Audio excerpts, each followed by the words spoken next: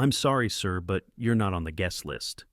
That was what the young man in the tuxedo told me, his clipboard balanced against the glow of string lights and champagne laughter. Not on the list, not family. That's what she wanted everyone to believe. My granddaughter, the bride. I'm Thomas Whitaker, 73 years old, widower, veteran, retired mechanic. A man who built his life on grease, sweat, and hard knuckles. And yet, here I stood, outside a country club ballroom, treated like a stranger by the very girl I once carried on my shoulders through county fairs. The air smelled of roses and roasted lamb. White lanterns swung gently in the evening breeze. From where I stood, I could see them through the windows. Satin dresses, polished shoes, photographers snapping away. A room full of people raising glasses to a woman they thought they knew. I had raised her better, at least I thought I had. But the truth is she learned something else along the way. Cruelty, not the loud, obvious kind. No, hers came in whispers, smirks. The careful art of rewriting family history. I still remember when she was 12, stomping across my porch in muddy sneakers, shouting that she hated me because I wouldn't give her $10 for candy. "You're stingy!" she screamed, while I sat there with the paper spread open, pretending her words didn't bite. I thought she'd outgrow it. She didn't. She grew sharper, colder. At 15, she stole money from my wallet. At 16, she was drunk in my truck, swerving down back roads until the police called me at 2 a.m. By 20, she was already through her first stay at a rehabilitation center, calling it a misunderstanding. The second time, she called it bad luck. I called it a pattern.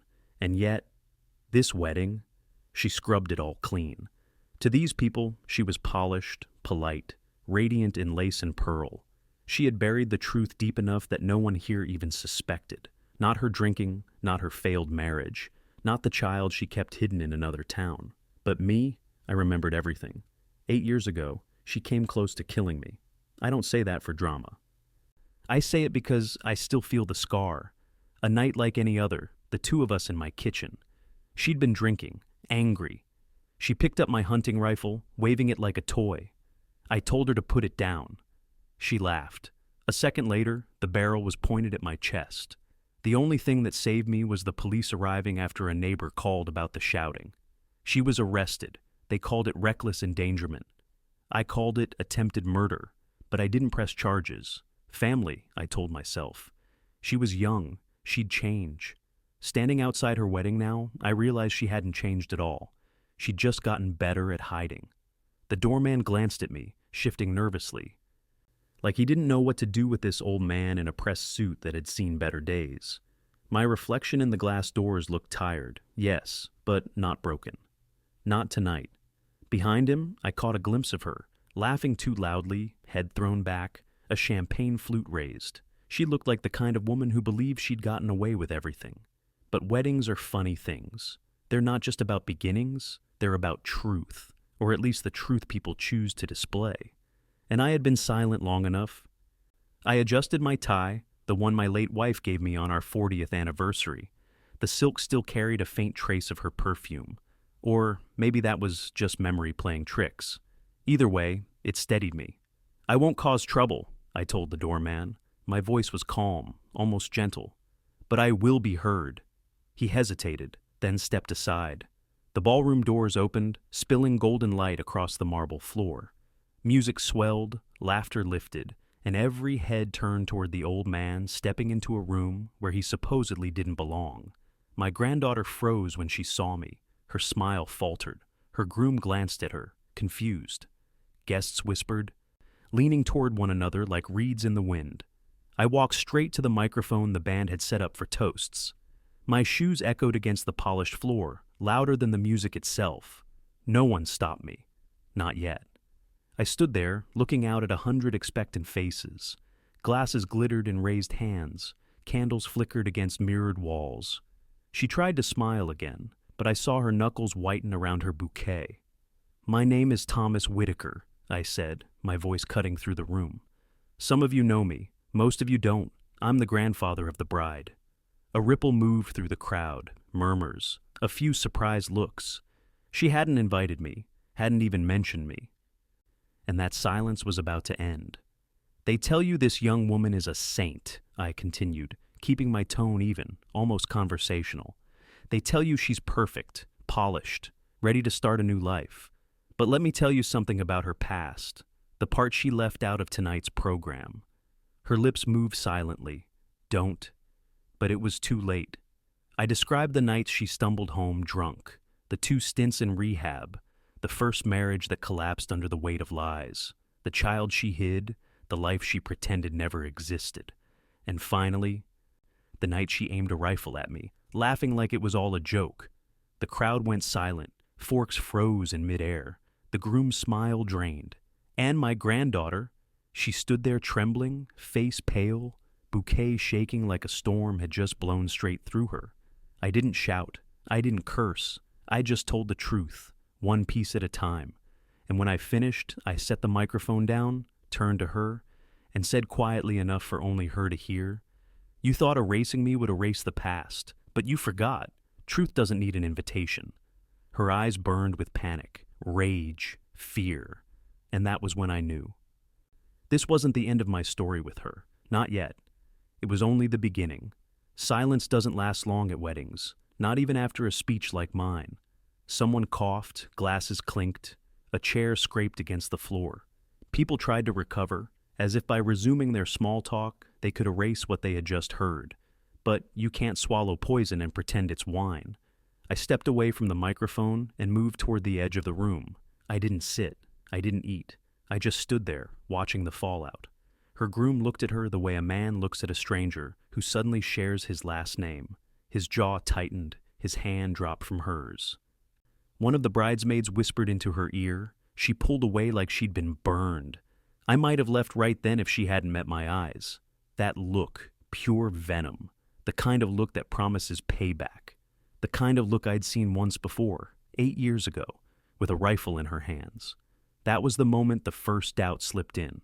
Not about me. I had nothing left to lose. The doubt was hers. Could she really keep her story together now that I had pulled a single thread loose? Could she convince them all I was lying? The band picked up a song half-heartedly. Guests shifted in their seats, trying to laugh again. But the air felt heavier. Even the candles seemed dimmer, their flames bending away from her, like they wanted no part in the performance. I walked out onto the terrace. The night air was cool, carrying the faint scent of lilies from the garden below. Out here, string lights glowed soft above rows of empty tables, a false calm after the storm inside. I pulled out my old silver lighter, scarred, dented, but still working. Flick. The flame reflected in my glasses as I lit a cigar I hadn't touched in months. The smoke curled upward, gray against the black sky. That was when I heard it, her voice sharp as broken glass, just on the other side of the wall. "He's senile. He's making it up," she hissed to someone. "Nobody will believe him. Not if you back me up." I leaned closer. A man's low reply. Couldn't catch every word, but one stood out clear. "Documents. Documents." That made my pulse steady, not quicken. If she was telling people I was delusional, then she feared something real, something on paper. I exhaled slowly. The smoke drifted across the terrace like a veil. Behind the wall, footsteps shuffled, then silence. Inside, music swelled again, desperate this time. I dropped the cigar into a crystal glass of water and left it hissing. By the time I re-entered the ballroom, the speeches had resumed. Her maid of honor was choking through a toast about love conquering all. Half the crowd listened, the other half kept sneaking glances at me. I stood still, letting them look, letting the doubt settle. When dessert arrived, I finally sat. Not at a table, at the bar. The bartender poured me coffee, strong and bitter, steam rising into the dim light. I wrapped my hands around the cup, warming old knuckles that still remembered wrenches and cold winters. The groom sat across the room, his tie loosened. He didn't look at her, not once. He just stared at the floor like he was solving an equation that refused to balance. She, on the other hand, tried to laugh, tried to sparkle, but every clink of glass, every polite cheer sounded like it was being forced through clenched teeth. And then came the slip. A guest I didn't know, middle-aged gray suit, stood up, half drunk, and called across the tables. "Is it true, darlin'? What he said? You got a kid somewhere?" The room froze again. She went white, then flushed red. Her hand shook so hard she nearly dropped the fork. "He's lying," she snapped. He's sick." But the damage was done. Laughter didn't return this time. It left with the question. I sipped my coffee. Steam fogged my glasses, but I didn't wipe it away. I liked the blur. It made her look smaller. That night, I didn't go home. I drove to the motel off Route 6, the kind with buzzing neon and thin curtains. I didn't need comfort. I needed privacy. I spread out old papers across the small wooden desk. Police reports from 8 years ago, rehab intake forms, copies of hospital records I'd kept in case the truth ever needed remembering. And I thought about what I'd overheard on that terrace. Documents. She knew. She had tried to bury her past, but she knew paper doesn't rot as quickly as memory. That was when the idea formed. She thought tonight was the worst of it. She thought humiliation at her wedding was the revenge. She was wrong. It was only the first pebble rolling down the slope before the avalanche. I stacked the papers neatly, slid them into a worn leather folder, and locked it in the glove compartment of my truck. Then I lay down on the stiff motel bed. The hum of the air conditioner filled the silence, steady, cold. But I didn't sleep, because in the back of my mind, a single thought repeated, quiet and sure: the past isn't buried. It's waiting. And by morning, she'd know exactly how much of it I had. Morning came with a pale fog, the kind that clings low to the ground and makes even familiar roads look foreign. I sat in my truck outside the county records office, engine humming, coffee gone cold in the cup holder. The leather folder sat on the passenger seat like a sleeping dog. Inside, the truth. People passed me on the sidewalk, holding briefcases, clutching coffee cups, adjusting ties. Ordinary lives, clean lives. None of them knew what it was like to carry evidence of betrayal in your glove box. I killed the engine, pocketed the folder, and went inside. The copier in the records office buzzed with a faint rattle. Paper after paper slid through, each one stamped, dated, undeniable.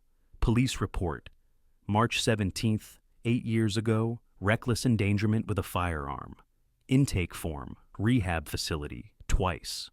Divorce papers sealed by the county, still legible. Proof stacked high, higher than excuses. The clerk behind the desk glanced at me once, then looked away.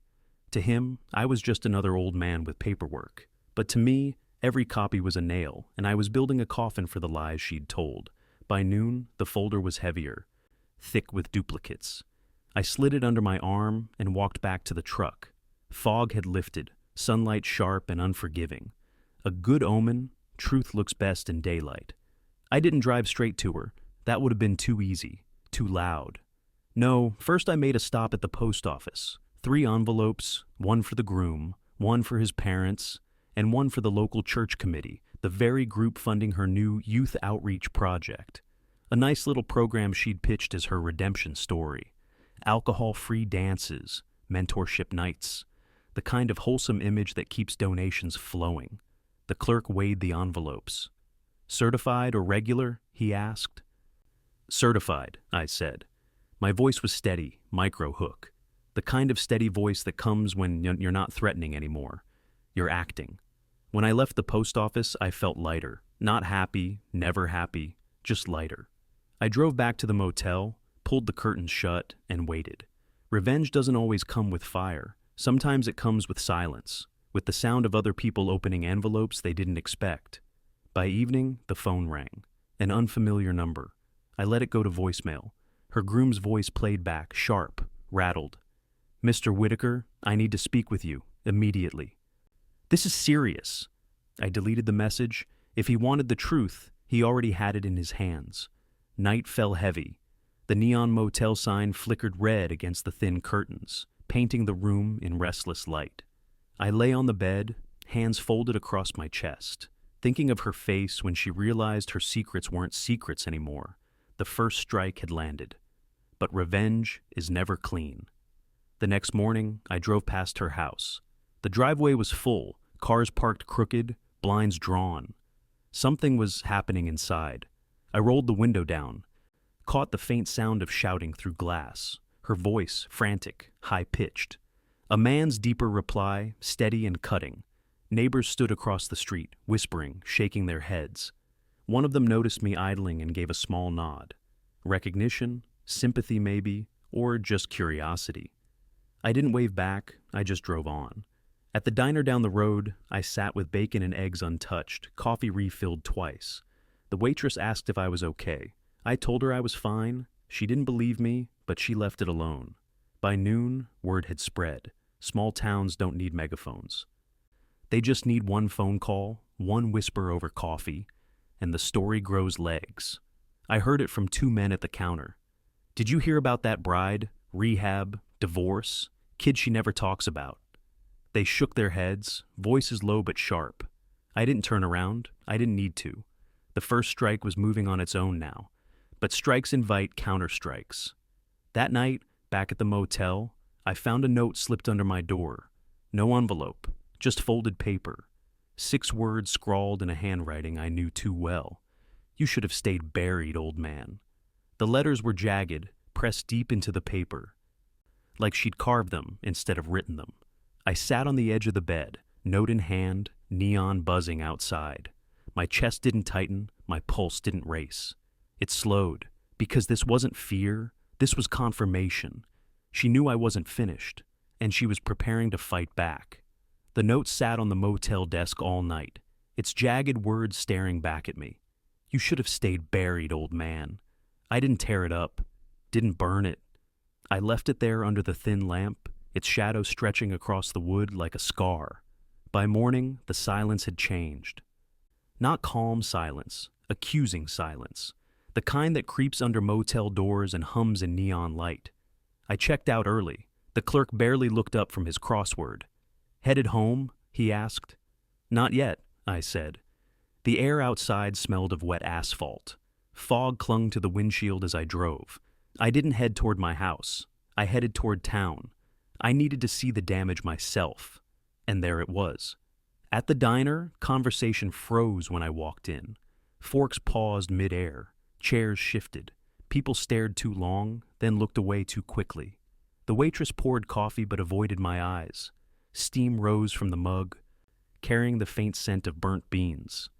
They're saying you ruined her wedding, a man at the counter muttered to his friend. His voice wasn't low enough. Crazy old man making up stories. Embarrassed her for no reason. I let the words hang, didn't answer, didn't defend. But the seed was planted. She was already spinning it, painting me as senile, bitter, dangerous. And the town was listening. Micro hook. Truth doesn't travel as fast as a lie dressed in silk. By noon, I heard more. At the gas station, the clerk leaned over the counter. Hey, Tom, you all right? Folks are saying you've been confused lately. Confused. That word cut deeper than liar. A liar can still be sharp. But confused? That's dismissal. That's how you erase someone without getting your hands dirty. I drove to the library, quiet, neutral ground. On the bulletin board near the entrance, there it was. A flyer for her Youth Outreach Gala next month. Her smiling face, the caption reading, Building Futures Together. Someone had scribbled across the bottom in pen, drunk, dangerous. But the ink had been crossed out, covered hastily with a strip of white tape. The war had gone public. That evening, I sat in my truck outside her house again. Lights glowed from the windows, golden against the dusk. I could hear faint music, laughter, her trying to prove she was untouchable. A car pulled into the driveway, a sleek black sedan. Out stepped a man in a tailored suit, briefcase in hand. He shook her hand on the porch. Business, damage control, lawyer, I thought, or public relations. I stayed in the shadows, watched. My truck engine ticked softly as it cooled, the sound loud in the stillness. Micro hook. Some wars aren't fought with fists or rifles. They're fought with signatures and speeches. The next day, the newspapers told me everything. Local bride defends reputation after family dispute. Her photo on the front page, flawless smile, pearl earrings. The article quoted her. My grandfather struggles with memory issues. I love him, but I can't let his stories ruin my new life. Memory issues. She was building a coffin for my credibility. And the town, they were buying it. At the post office, people avoided me. At the grocery store, conversations cut off when I passed. My name wasn't Tom anymore. It was a headline. For the first time, doubt crept in. Not in me, in them. Would they believe the papers? Would they swallow the story whole and write me off as a bitter old man? I drove home that night slower than usual. My house felt colder. Shadows stretched long across the floorboards. I boiled water for tea, steam curling upward like a fragile ghost. I sat at the table with the kettle hissing and wondered if this was what she wanted all along, to isolate me, to bury me under whispers until I was nothing but a cautionary tale. I almost believed it. Almost. But then I remembered the sound of her voice on the terrace. Documents. She was worried. She could spin stories, but she couldn't erase paper. Still, the false hope hung in the air. The paper made her look strong, clean. I looked crazy. People were nodding along with her side of the story. The phone rang just before midnight. A voice I hadn't heard in years. Sheriff Daniels, gruff, tired.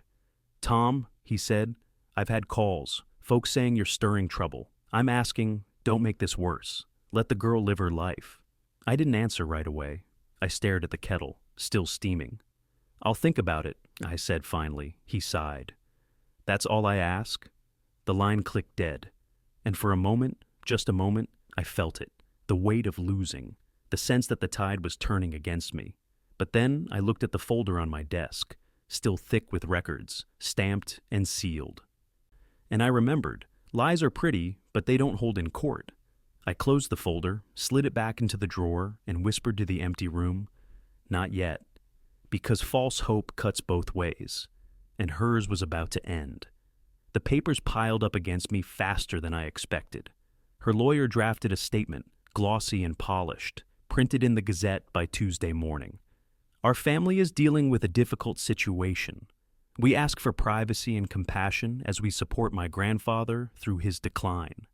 Decline. That was the word they chose. At the diner, I saw the Gazette folded neatly on every counter. The headline staring me down between ketchup bottles and sugar shakers. Nobody said a word, but silence says plenty. I left my coffee untouched.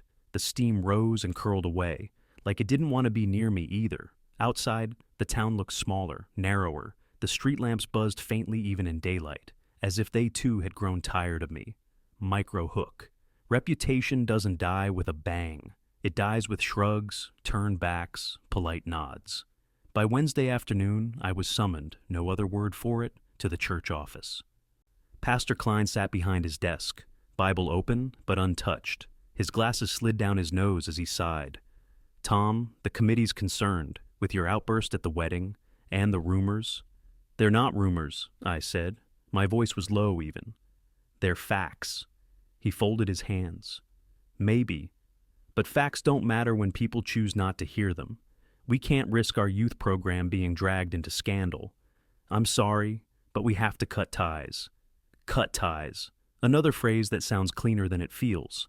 I left without arguing. The sun outside was too bright, the kind that makes shadows sharper. I sat in my truck for a long time, watching dust drift in the light, hearing the tick of the cooling engine. By evening, my phone buzzed. A message from a number I didn't recognize. 4 words. "Stop or you'll regret it." I almost laughed. Regret? I've buried a wife, buried friends, buried pieces of myself. What was left to regret? Still, the threat sat in my chest like a cold stone. The next day I drove to the grocery store. I needed bread, milk, anything ordinary. Inside, I caught the sound of my name. Not Tom, not Mr. Whitaker, just my name, spat like a warning. 2 young women by the produce aisle whispered, eyes flicking my way. One of them giggled nervously. The other muttered, "That's him." My granddaughter's story was spreading like wildfire. The town was turning her lies into folklore, easier to believe than the ugly truth.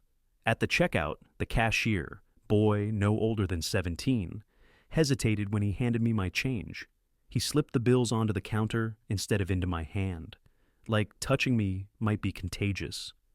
I drove home slowly, the groceries rattling in their paper bag. When I pulled into my driveway, something glinted in the gravel. A bottle, shattered, glass glittering like teeth. The bag tore as I carried it inside. Milk spilled across the floor. I let it spread. Some messes aren't worth cleaning. Micro hook. The war wasn't just public now. It had come to my doorstep. That night, I sat by the fireplace. The flames were small, struggling, smoke curling up the chimney. I held the folder in my lap, fingers tracing the edges of the documents, my proof, my weapon. And yet, with every headline, with every whisper in town, it felt thinner, lighter, less powerful. Was I really the one shouting into the wind while the world nodded along with her? The clock ticked loud against the wall. The tea in my mug had gone cold. For the first time since this began, doubt crept in, not about the truth, but about me, about whether I still had the strength to see this through. Then the knock came, sharp, hard. I rose, joints aching, and opened the door. No one stood there, just an envelope, pale against the dark porch wood. I bent, picked it up, and stepped inside. The firelight flickered across the paper as I unfolded it. Inside was a single photograph. Me, sitting in my truck, staring through the windshield. Someone had taken it recently. Too recently. On the back, scrawled in the same jagged hand as before, "We're watching you." I sat down heavily, the photo trembling in my hand. My granddaughter wasn't just spinning stories anymore. She was escalating, eyes in the dark, shadows moving closer. For a moment, the fire popped, sparks scattering. I looked at them and thought, maybe this is how she wins. Not by proving me wrong, but by convincing me I'm already finished. False hope. Hers or mine, it was hard to tell. I leaned back in the chair, the photo still warm from my hand, and whispered to the empty room, "You're not the only one watching." Because in that moment, I decided something. I would stop waiting for the town to choose sides. I would show them the proof they couldn't ignore. But first, I'd need to make her believe she'd already won.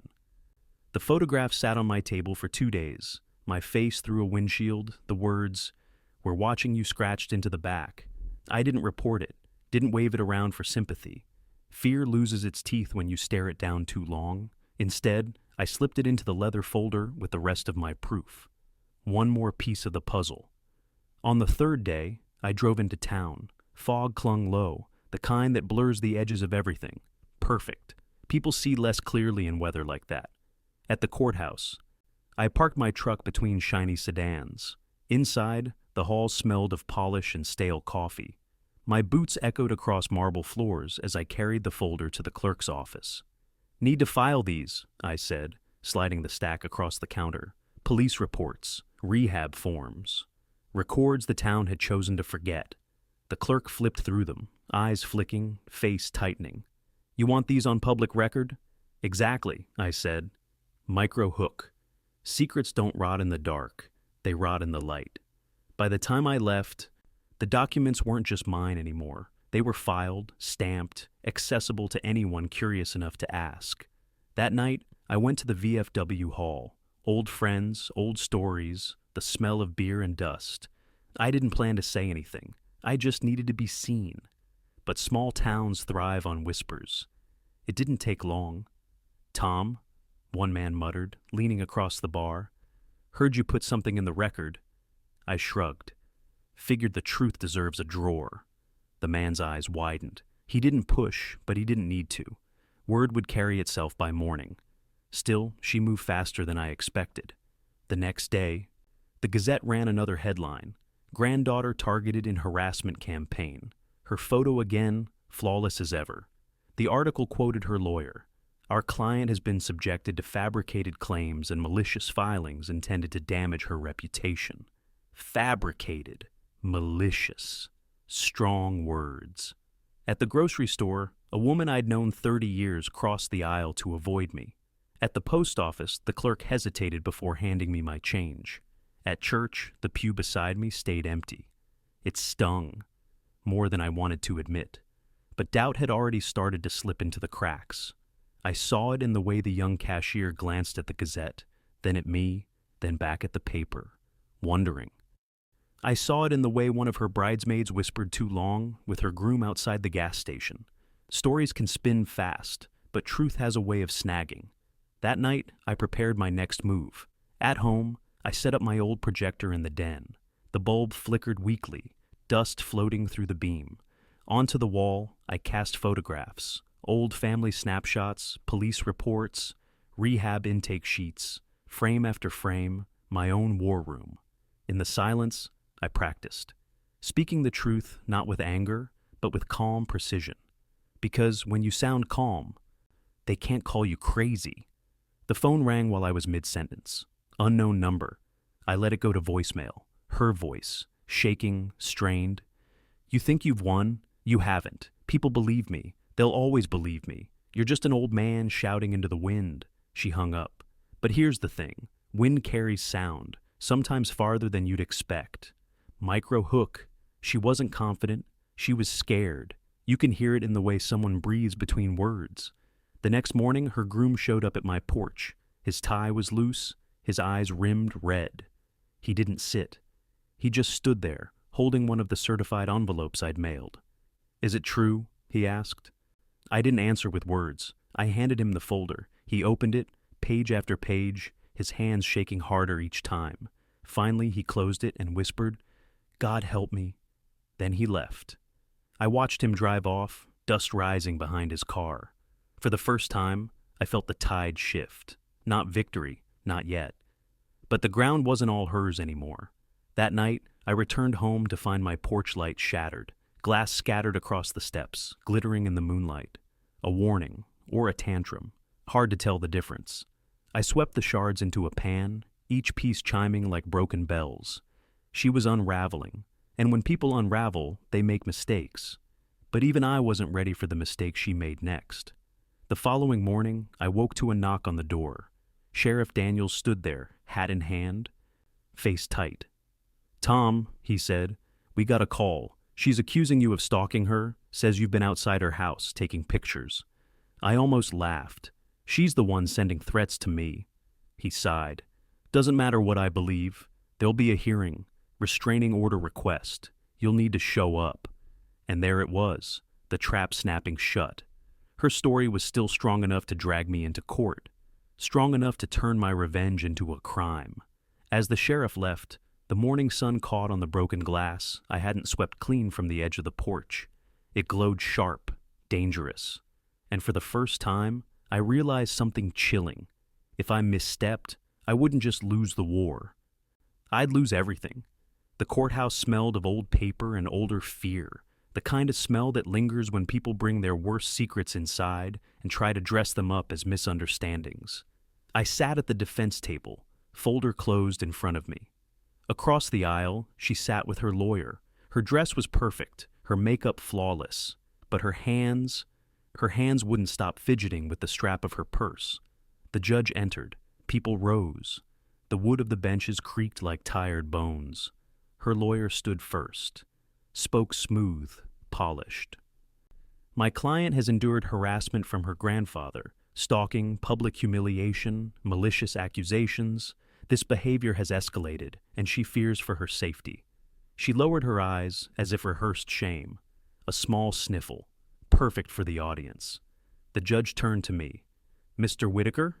I rose slowly. The folder in my hand felt heavier than it should have. I have nothing rehearsed, Your Honor. I only have facts. I opened the folder, slid the first paper forward. The police report from 8 years ago. The judge frowned, reading. Her lawyer objected. Irrelevant. Ancient history. History doesn't stay buried, I said. My voice carried further than I expected. Micro hook. You can dress rot in lace, but it still stinks. The judge allowed me to continue. Rehab records, divorce filings. Each page laid down like cards in a game she thought she'd already won. For the first time, her mask cracked. Just a flicker, a tightening of the jaw, a flash of panic in her eyes. But she recovered fast. He's confused, she whispered loudly enough for the crowd to hear. He's sick. The judge adjourned without decision. We'll reconvene in 2 weeks. In the meantime, Mr. Whitaker, you're to stay 100 feet away. Do you understand? I nodded. 100 feet.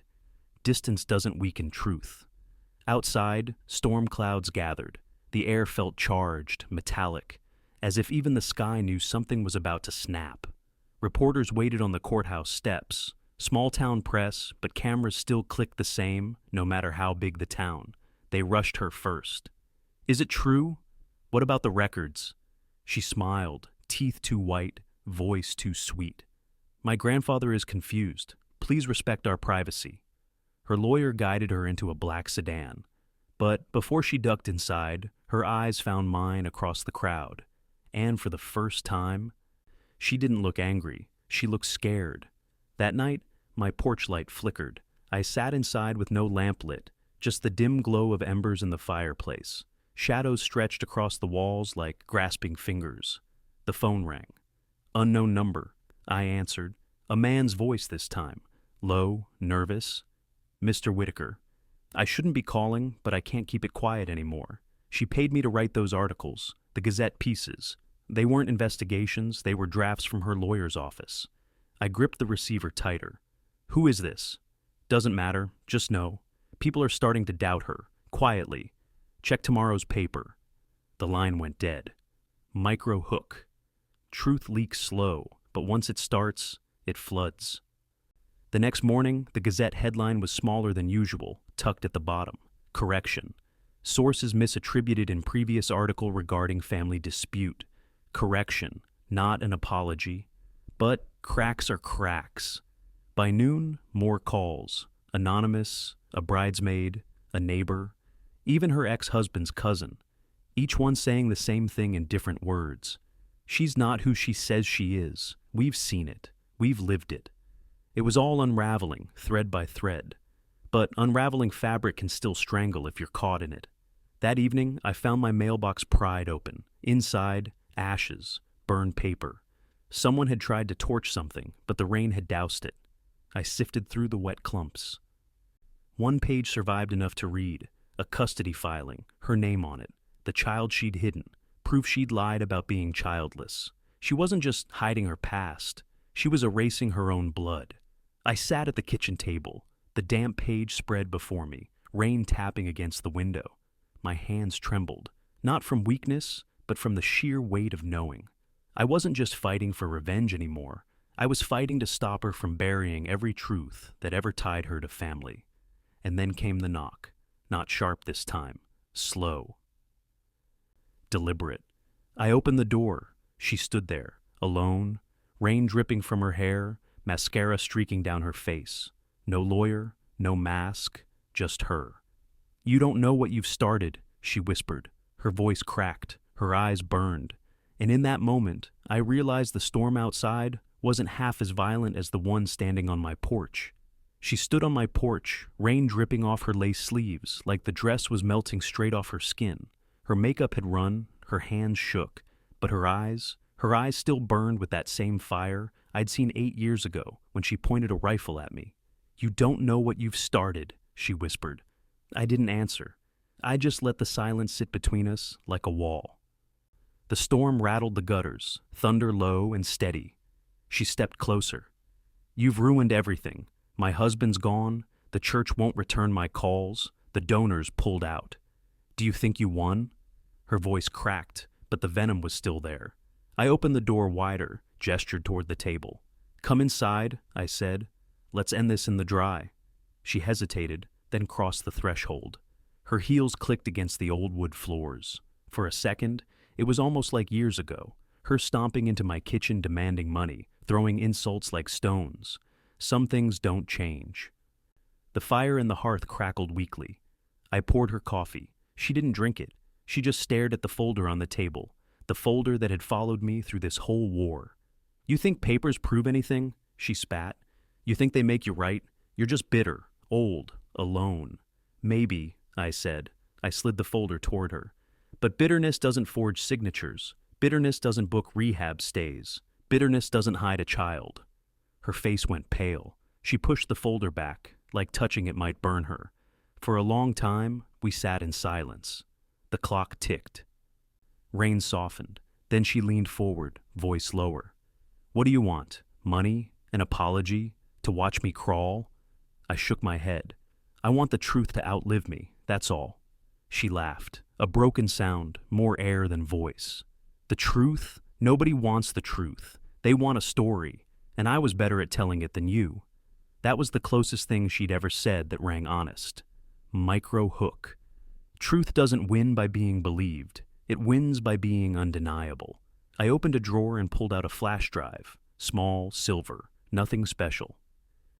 The documents are already scanned, I said. They're uploaded, sent to 3 different people. If anything happens to me, they go public. Her eyes widened. Rage and fear wrestled in her face. I learned something from you, I cut in. Lies spread fastest in silence, so I made sure the truth won't be silent again. She stood so fast, her chair scraped the floor. You'll regret this, old man. I smiled, tired, cold. I already do. She stormed out. The door slammed. Rain swallowed her figure as she disappeared into the night. For a moment, the house was still again. Just me, the folder, the fading fire. I thought that was the end of it, but endings are never clean. 2 days later, the Gazette printed a headline that shook the whole town. Local woman under investigation for fraud, concealment, and perjury. My folder, my records, they had reached the district attorney. The article listed everything, the forged signatures, the rehab lies, the custody filings, donations misused, stories fabricated. The image she'd built crumbled in black ink for everyone to see. Neighbors stopped avoiding me. Some even nodded. Too late. Their nods were worth nothing now. Her house went quiet. Her groom filed for annulment. And the child she'd hidden? Social services stepped in. That detail cut sharper than all the rest. I'd won. At least, that's what they called it. But winning felt hollow, because in the end, the truth didn't just destroy her. It destroyed what little I had left of family. On Sunday morning, I sat on my porch, steam rising from my coffee in the cool air. The street was quiet. A wind chime clinked faintly next door. Across the way, kids rode bicycles, their laughter sharp in the stillness. I thought of her as a girl, muddy sneakers, candy money, pigtails flying as she ran through the yard. I thought of the boy she hid, a child who didn't ask to be erased, and I wondered, had I fought for justice, or had I simply made sure there was no one left to carry my name forward? Microhook, revenge doesn't give you back what was stolen. It just makes sure the thief never smiles again. A week later, a reporter called me, wanted an interview. You must feel vindicated, Mr. Whitaker. What do you have to say now that the truth is out? I paused, staring at the steam curling from my cup. Then I said, vindication doesn't sit at your table. It doesn't call you family. It just leaves you with a quiet house. And I hung up. That night, I walked to the fireplace and fed the folder into the flames, page by page, rehab forms, police reports, custody filings. The fire ate them all, curling the edges black, turning ink into smoke. The truth was out. It didn't need me anymore. I watched the last page fall into ash. The fire glowed bright for a moment, then dimmed. Shadows spread across the room. I sat back, the taste of bitterness on my tongue, and whispered to the empty house. You wanted a story. Well, now you're in one. Outside, the storm had passed. The air was sharp, cold, clean. But inside, the quiet was heavier than ever.